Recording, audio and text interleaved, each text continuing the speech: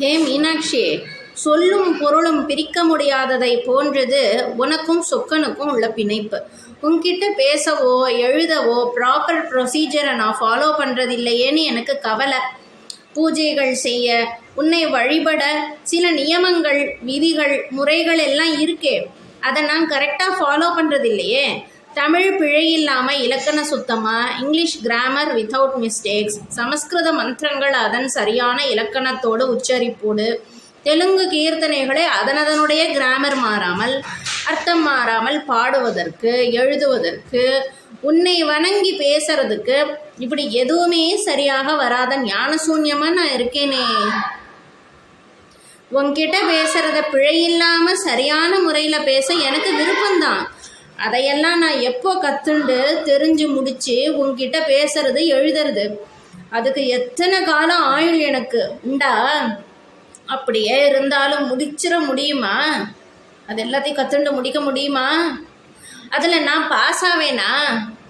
அப்படி தான் பாஸ் ஆகி வந்து பேசலாம்னு ஆரம்பிக்கும்போது உன்னிடம் எனக்கு இப்போ இருக்கும் இதே உணர்வு அப்போவும் வருமா? இருக்குமா? எனக்கு என்னையே இப்படி நினச்சி கவலை. அப்போ தான் ஆதிசங்கரர் சொன்னது ஞாபகம் வந்தது. அவர் காசி நகரத்தில் இருந்தப்போ ஒரு கிழவர் டுக்ருங்கரணே அப்படின்னு ஒரு இலக்கண சொல்லை திரும்ப திரும்ப சொல்லி மனப்பாடம் செய்கிறத பார்த்தாராம். இவர் கிழவரிடம் போய் என்ன பண்ணுற அப்படின்னு கேட்டாராம். அதுக்கு அந்த கிழவர் சொன்னாராம், பகவான் ஸ்ரீஹரியை துதிக்கணும், அதுக்கு நான் மொழி இலக்கணம் படித்து மனப்பாடம் செஞ்சு அதுக்கப்புறமா ஸ்லோகங்கள் கற்றுண்டு ஹரியை வணங்க போகிறேன் அப்படின்னு அவர் பதில் சொன்னாராம். சங்கரர் உடனே சொன்னாராம், மூடனே, காலனான மரணம் நெருங்கி கொண்டிருக்கிறதுன்னு மறந்துட்டியா? இப்பவே அப்படியே உன்னுடைய உடலால், மனதால், அறிவால் ஹரியை பஜனை செய். அதை விட்டுட்டு டுக்ருங்கரணே அப்படின்னு நாக்கில் வராத வார்த்தையெல்லாம் பழகிட்டு இருக்கியே, இந்த இலக்கணம் எல்லாம் மரணம் நெருங்கும் வேளையில் உன்னை ரட்சிக்காது அப்படின்னு சங்கரர் பதில் சொன்னாராம். உடனே 31 ஸ்லோகம் இருக்கிற இதை உடனே தயாரிச்சாராம். எதை?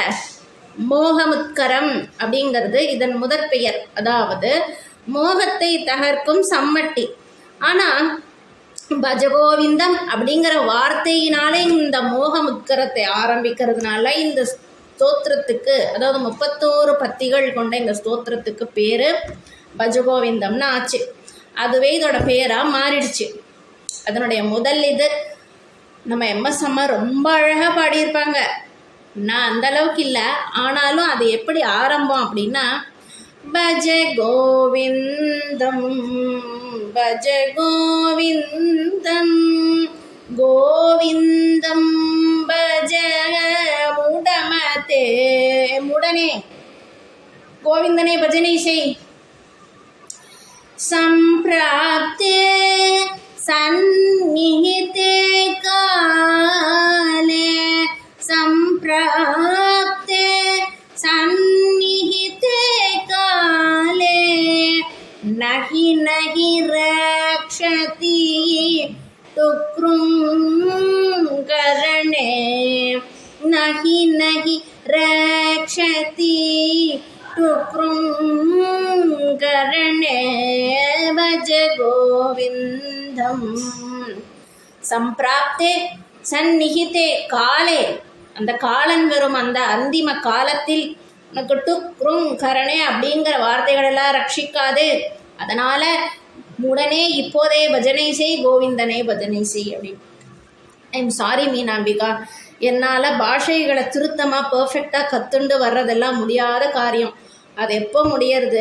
எனக்கு தெரிஞ்சது கற்றுண்டது போதும். புத்திக்கு பாரம் இனிமே எனக்கு வேண்டாம், சரீரத்தின் பாரமும் இனிமே எனக்கு வேண்டாம்.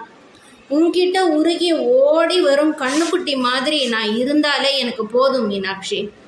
ஒரு பதிகத்தில் அவர் பாடியிருப்பாரே மாணிக்க வாசகர், குற்றாலீஸ்வரனை பாடுற பதிகத்தில், கற்பனவும் இனியமையும் குற்றால தமர்ந்துரையும் கூத்தாவுன் குறை கழற்கே கற்றாவின் மனம் போல கசிந்து உருக வேண்டுவனே அப்படின்னு கத்துண்டதெல்லாம் போரும் எனக்கு. உன்னை உருகி ஓடி வரும் சிந்தனையை கொடு, உன்னை பார்க்கறது நல்லா இருக்கு, உன்னை பற்றி பேசுறது நல்லா இருக்கு, உன்னை பற்றி உன்கிட்டயே பேசுறது இன்பமாக இருக்கு. அதையும் நீயே பேச வச்சு எழுத வச்சு நீயே கேட்குறேன்னு தெரியும் போது உணரும் போது இதை விட எனக்கு வேண்டியது என்னன்னு அமைதியான நிச்சலன ஆனந்தமாக இருக்குது. ரோட்டில் நாய், பூனை, காகம், எலி எக்ஸெட்ரா இத்தியாதிகள் இந்த மாதிரி ஏதாவது இறந்து கிடந்தா சட்டை இல்லை. ஆனால் மனுஷன் இறந்து கிடந்தா எஃப்ஐஆர் போட்டு கோர்ட்டு கேஸ் வரைக்கும் எடுத்துகிட்டு போகலாம். அனாதையாக நினச்சி இலவசத்துக்காகவாவது யாராவது இழுத்து இறுதி காரியம் பண்ணிட்டு போவாங்க. மனித சரீரம் கொஞ்சம் அருமை இருக்கிறது தான். ஆனால் மான், யானை, புலி தலைக்கு ஹை வேல்யூ உண்டு. மனித தலையை வாங்க யாரும் ரெடி இல்லையே. சரீரம் உதவியால் தானே மனஸ், புத்தி, உணர்ச்சி, உணர்வு, ஞானம் எல்லாம் கிடைக்கிறது. அதன் உதவியோடு தானே இந்த உயிர் ஆத்மா தன்னுடைய டார்கெட்டை அச்சீவ் பண்ண முடியும். அப்பேற்பட்ட சரீரம் தந்த அதை இயக்குகின்ற உனக்கு அதை எல்லாத்தையும் சமர்ப்பணம் செய்து வந்தனம் செய்கிற மீனாட்சி.